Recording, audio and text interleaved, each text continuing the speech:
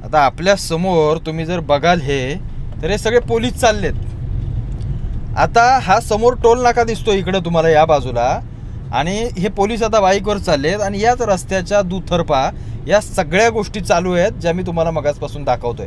आता बघूया आपण नक्की हे पोलीस काय कारवाई करतायत की फक्त आपलं बाईकवर यांचं चालू आहे। नमस्कार मित्रांनो, कालच पुण्यामध्ये घटना घडली। ती घटना अशी होती की पुण्याच्या स्वारगेटच्या बस स्टेशनमध्ये एक बलात्काराची घटना घडली। आता मी इथं कशासाठी आलोय, का आलोय मी तुम्हाला सांगतो। सगळ्यात पहिलं म्हणजे आणि सगळ्यात महत्त्वाची गोष्ट म्हणजे त्या बसमध्ये अशा काही गोष्टी सापडल्या, त्या कंडोम्स असतील, स्त्रियांचे अंतर्वस्त्र असतील, म्हणजे जी पडकी बस होती, जे काही यार्डामध्ये उभी होती, त्याच्यामध्ये रोजपणे धंदा केला जात होता, सेक्स रॅकेट चालवलं जात होतं।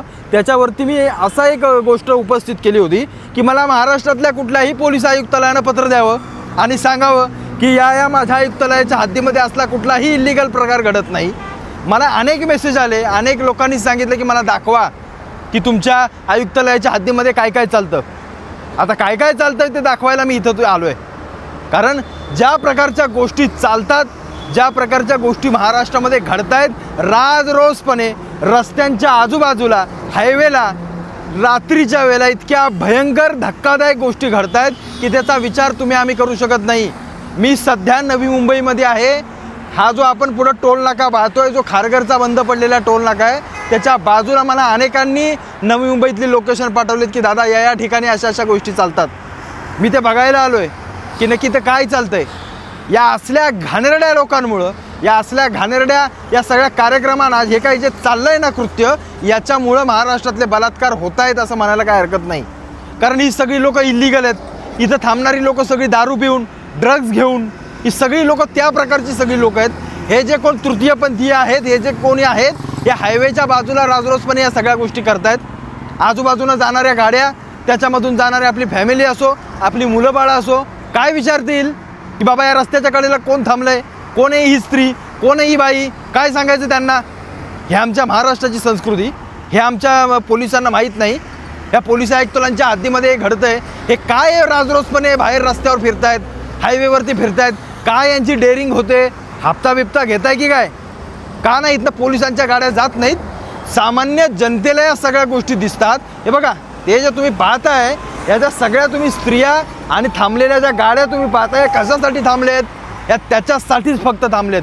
आणि म्हणून खास करून मी इथं आलोय। माझ्या मागे देखील तुम्ही जर पाहाल तर ही सगळी जी कोण स्त्रिया आहेत, कोण आहेत तृतीयपंथीय, हे सगळे काय करतायत हा प्रश्नचिन्ह आपल्या समोर, सगळ्यांसमोर प्रश्न आहे आपल्या सगळ्यांसमोर की बलात्कार नक्की काय होत आहेत महाराष्ट्रात, कशासाठी हे सगळं फोपावत आहे। यांना जागा दिल्या असतील, काहीतरी रेड लाईट एरिया घोषित करून दिलेत प्रत्येक शहराला, तिथे हे करू शकत नाहीत। या रस्त्यांवरती कुठेही जिथं मिळेल तिथे वेश्या केंद्र सगळी उभी राहिलेत। काय आमच्या पोरांनी बघायचं, काय नक्की करायचं, काय आजार होत आहेत, काय होत आहेत, कशाचं काही घंटा आम्हाला घेणं देणं नाही आहे। आणि या सगळ्या गोष्टी म्हणून मी चॅलेंज केलं पोलिसांना की मला हिंमत असेल तर एक पत्र द्या आणि सांगा की माझ्या एरियामध्ये हे चालत नाही, हे काय चाललंय, काय काय म्हणून हे सगळ्या गोष्टी चालू आहेत, कशासाठी म्हणून या सगळ्या गोष्टी चालू आहेत। लक्ष नाही याकडे पोलिसांचं, प्रशासनाचं। काय करतात आमचे राज्यकर्ते, या सगळ्या गोष्टी थांबल्या पाहिजेत, यांच्यावरती कठोर कारवाया झाल्या पाहिजेत।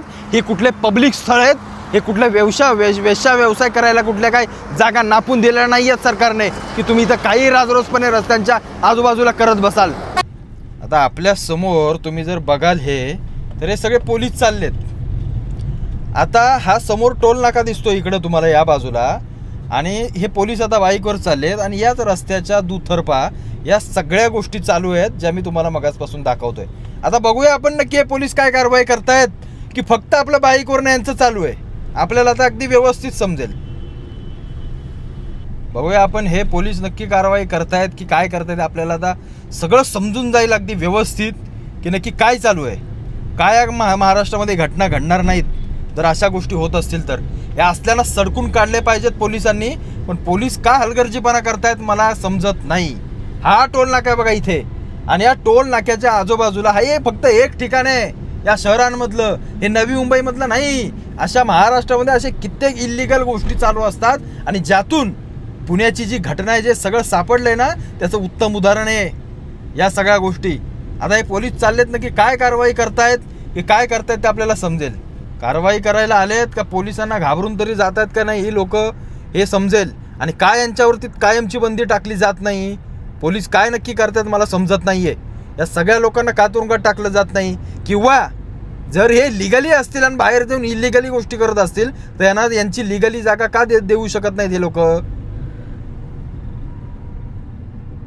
हे बघा हे सगळे राज रोजपणे बघा यांच्या समोर या सगळ्या गोष्टी चालल्यात पोलिसांच्या.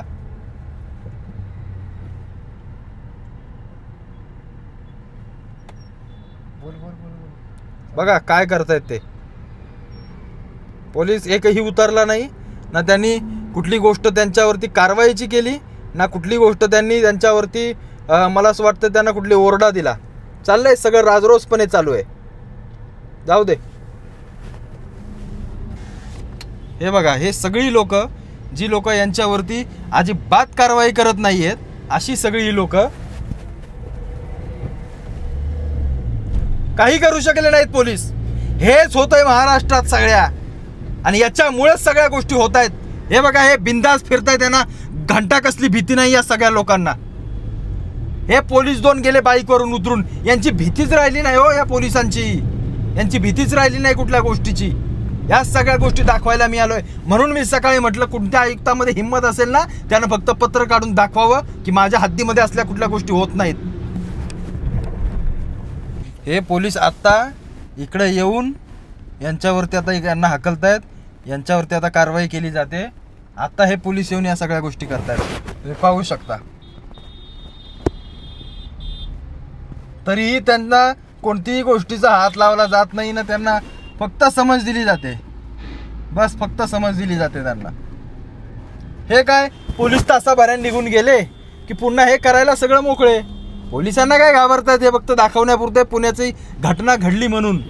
असले आमची पोलीस यंत्रणा असेल, असे जर आम्ही हलगर्जीपणा करणार असू, मी काय फक्त सगळ्याच यांना दोष देतोय असं नाहीये, पण पोलिसांनी का कडक कारवाई करू नये मला हे समजत नाही, किंवा का पोलीस करत नाहीत. मग कुठे ना कुठेतरी संशय येतो की हे हप्ते घेतात की काय, असा प्रश्न प्रत्येक नागरिकाला पडतो. त्याच्यामुळं या सगळ्या गोष्टींचा सखोल विचार केला पाहिजे एवढंच मला वाटतं. मित्रांनो आता आम्ही जिथं गेलो होतो ते नवी मुंबईतलं सायन पनवेलचा टोल नाका आहे. तिथं त्या टोल नाक्याच्या 100 मीटरवर पण नाही, त्या टोल नाक्यावरही काही लोक तिथं वेश्या व्यवसाय करतायत सर्रास खुलेआम. आता 11 वाजले, मग असे आम्ही 9:30-10 च्या दरम्यान आम्ही गेलो होतो. म्हणजे ज्या वेळेला सगळा आपली लोक जागी असतात, सगळी लोक फिरत असतात, राजरोसपणे या सगळ्या गोष्टी चालू आहेत. राजरोसपणे टोल नाक्यावरती साधं विचार करा. म्हणजे मला तर सुचायचं बंद झालं टोल नाक्यावरती या गोष्टी. मला तर अनेकांनी काही जणांनी सांगितलं की नवी मुंबईमध्ये या वाशीच्या APMC मार्केट घ्या, अजून इकडे हायवेच्या आजूबाजूला या सगळ्या गोष्टी सर्रास चालतात. सर्रास पोलिसांना हे सगळं माहिती आहे सगळं. आत्ता आम्ही निघत असताना आम्हाला पोलिसांची समोर गाडी दिसली. 2 पोलीस होते बिचारे कॉन्स्टेबल, त्यांचं मी नाव घेत नाही, ते कशासाठी आले होते, राऊंडअपसाठी होते की काही आम्हाला माहीत नाही. पण मी जेव्हा त्यांना फॉलो केलं त्या पोलिसांना बघून ते लोक थांबतायत, पण त्यातला एक जण उतरत नाही, त्यांच्यावरती कुठली कारवाई करत नाही, बिंदास आपलं चालू आहे जसं असंच दाखवत आहेत जसे काही हप्ते घेत आहेत. म्हणजे कोणाला कशाचं काहीही पडलेलं नाही. जेव्हा मी व्हिडिओ बनवतोय किंवा अशा गोष्टी जेव्हा समजल्या तेव्हा पलीकडच्या बाजूला जाऊन हे पोलीस त्या लोकांना हकलतायत. जेव्हा हे त्यांना समजतंय तेव्हा. पण जोपर्यंत समजत नाही तोपर्यंत पोलीस यंत्रणा कोणत्याही प्रकारची कारवाई करत नाही. पुण्यातलं जी काही घटना आहे ना बाबांनो पुण्यातली, त्याचं उत्तम उदाहरण आहे हे. मी कशासाठी उतरलो आहे, मी जे सकाळी सांगितलं ना की आयुक्तालयांनी पत्रक काढून सांगावं की आमच्या हद्दीमध्ये अशा गोष्टी चालत नाहीत. कोणीही काढू शकत नाही. ही सगळी तृतीयपंथीय लोक आहेत, काही स्त्रिया आहेत. या सगळ्या लोक मिळून नक्की काय मला समजत नाही की कसा आमच्या पोरांवरती आणि आमच्या लोकांवरती बलात्कार होणार नाही हो. जर समोरासमोर घडत असेल आणि पब्लिक प्लेसमध्ये कुठल्या छुप्या ठिकाणी नाही, आणि पोलीस आल्यानंतर ही लोक कुठल्या धाडसाने पोलिसांसमोर जात आहेत त्याचं हे उदाहरण आहे. यांच्यावर कारवाई होणार की नाही या लोकांवरती काय नक्की, म्हणजे यांना भीतीच राहिली नाही कसली. अरे पोलीस आल्यानंतर मुतले पाहिजे चड्डीत, हे झाले घाबरायला तयार नाहीत ही लोक. हे जे काही घटना घडल्या किंवा ज्या काही घटना आपल्याला दिसल्या त्या अत्यंत निषेधार्ह आहेत. याच्यावरती कठोर कारवाई झाली पाहिजे एवढंच मी सांगतो.